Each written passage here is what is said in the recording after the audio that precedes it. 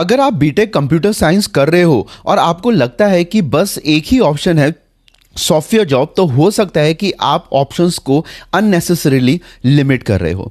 Hi everyone and welcome. Whether you are someone who is already doing BTech CSE, planning your career, या फिर confused हो कि degree के बाद next step क्या होना चाहिए, then this video is for you.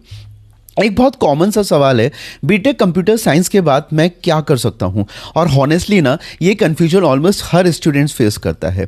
अब अगर आप नोटिस करो कि आज के टाइम पे कंप्यूटर साइंस एक पावरफुल फील्ड है, अपॉर्चुनिटीज भी बहुत सारी हैं, लेकिन कंपटीशन भी उतना ही हाई हो गया है। हर साल हजारों ऑफ स्टूडेंट्स ग्रेजुएट होते हैं, लेकिन सबको सेम क्लैरिटी नहीं होती कि उन्हें एग्जैक्टली किस डायरेक्शन में जाना है। यही पे मेन प्रॉब्लम स्टार्ट होती है। स्टूडेंट्स कंफ्यूज होते हैं कि कौन सा पाथ चूज करें। वो एक चीज़ स्टार्ट करते हैं और फिर स्विच कर देते हैं, या फिर दूसरों को देख के डिसीजन ले लेते हैं। फॉर एग्जाम्पल, कोई कोडिंग कर रहा है तो मैं भी स्टार्ट कर देता हूँ कोडिंग करना। कोई एमबीए अगर कर रहा है तो मैं भी ट्राई कर लेता हूँ एमबीए, विदाउट एनी क्लैरिटी। तो इस वीडियो में हम इसी के बारे में आज बात करेंगे कि बीटेक सीएसई के बाद आपके पास क्या क्या ऑप्शंस अवेलेबल हैं, और किस स्टूडेंट्स के लिए कौन सा सूटेबल ऑप्शन रहेगा, ताकि वो डिसाइड कर सके अपने लिए बेस्ट क्या है। तो सबसे पहले let's understand the main options after the BTech CSE. सबसे पहला होता है कि software job, most common path है। सबसे पहला ऑप्शन है सॉफ्टवेयर जॉब। अगर आप कोडिंग, डीएसए प्रोजेक्ट्स में काम करते हो ना, तो आप डेवलपर रोल्स के लिए अप्लाई कर सकते हो। अब अगर आप नोटिस करो, ये पाथ स्टेबल तो है, लेकिन सिर्फ तब जब आपके पास रियल स्किल्स हो। नेक्स्ट आ जाता है डेटा साइंस, एआई और इमर्जिंग फील्ड्स। अब एक ग्रोइंग एरिया है जो कि है डेटा साइंस हो गया, आर्टिफिशियल इंटेलिजेंस हो गया, मशीन लर्निंग हो गया। अगर आपको डेटा और प्रॉब्लम सॉल्विंग में इंटरेस्ट है तो ये फील्ड्स ना एक फ्यूचर ओरिएंटेड फील्ड भी है और आपके इंटरेस्ट के अकॉर्डिंग भी है।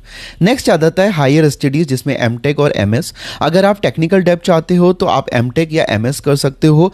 ये ऑप्शन उनके लिए बेटर है जो रिसर्च में इंटरेस्ट रखते हैं, टीचिंग या स्पेशलाइजेशन चाहते हैं। ठीक है, नेक्स्ट स्टेप आ जाता है कि आप एमबीए में जा सकते हो, which is a management path. अब अगर आपको लगता है कि आप लीडरशिप रोल्स में जाना चाहते हो, बिजनेस साइड एक्सप्लोर करना चाहते हो, तो एमबीए एक स्ट्रॉन्ग ऑप्शन हो सकता है आपके लिए। नेक्स्ट ऑप्शंस क्या है आपके? गवर्नमेंट जॉब्स के हैं। अब एक कंप्लीटली डिफरेंट पाथ है, ठीक है, जैसे कि यूपीएससी हो गया, एसएससी हो गया, बैंकिंग हो गया। ये उनके लिए है जो स्ट्रक्चर्ड और स्टेबल करियर चाहते हैं, ठीक है, बिना किसी कंफ्यूजन के। नेक्स्ट आपके पास फ्रीलांसिंग और स्टार्टअप्स का भी ऑप्शन है। अब अगर आप नोटिस करो कि आज के टाइम पे आप ना फ्रीलांसिंग कर सकते हो, अपना स्टार्टअप स्टार्ट कर सकते हो। अगर आपके पास स्किल्स है तो आप डायरेक्टली अर्निंग स्टार्ट कर सकते हो राइट आफ्टर द बीटेक, ठीक है। अब रियल लाइफ में क्या होता है, एक सिचुएशन देखते हैं कि स्टूडेंट एक चीज़ स्टार्ट करता है, फिर डाउट आता है, फिर स्विच कर देता है, 2-3 हफ्ते में उसका मोटिवेशन ड्रॉप हो जाता है, फिर वो बोलता है कि शायद ये मेरे लिए था ही नहीं, और इसी प्रोसेस में ना टाइम निकल सा जाता है। तो ये समझना बहुत ही इंपॉर्टेंट क्यों है यहाँ पे, बिकॉज प्रॉब्लम ऑप्शंस की कमी नहीं है, प्रॉब्लम्स क्लैरिटी की कमी है।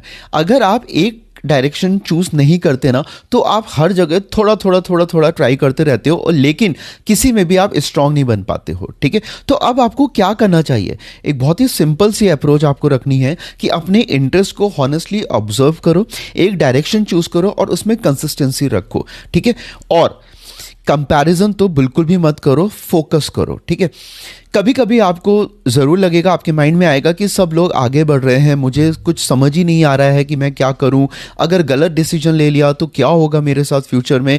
ये नॉर्मल सी बात है, हर स्टूडेंट इस फेज से गुजरता ही है अपनी लाइफ में। सो डिफरेंस सिर्फ इतना सा होता है कि कौन क्लैरिटी के साथ डिसीजन ले लेता है और कौन कंफ्यूजन में। तो सिंपल सी बात है, क्या बीटेक सीएसई के बाद ऑप्शंस बहुत हैं, लेकिन सक्सेस एक ही चीज़ से आती है, वो है क्लैरिटी प्लस कंसिस्टेंसी से।